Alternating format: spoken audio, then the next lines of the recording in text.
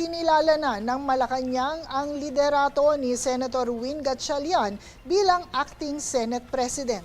Ayon kay Yuse Claire Castro, kung ano man ang ibibigay na mensahe ni Gatchalian sa Pangulo ay ito na ang kanilang tatanggapin.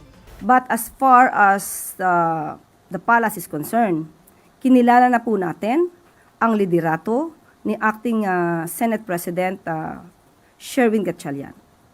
So, kung ano man po ang kanyang ibibigay na mensahe sa ehekutibo, yun po ang ating kikilalanin. So, the minority is now the group of Senator Alan Cayetano. So, sino ba dapat na masunod? Majority o minority?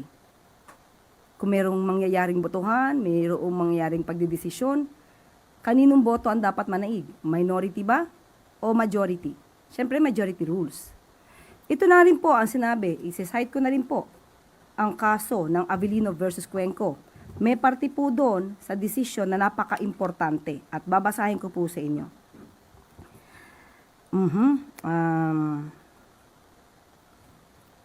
And I quote, "It would be most injudicious to declare the latter," referring to Avellino with 11 votes, "as the rightful president of the Senate, that office being essentially one that depends exclusively upon the will of the majority of the senators.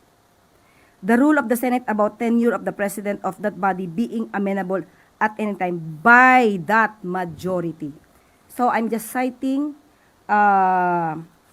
the ruling based on Avellino versus Cuenco.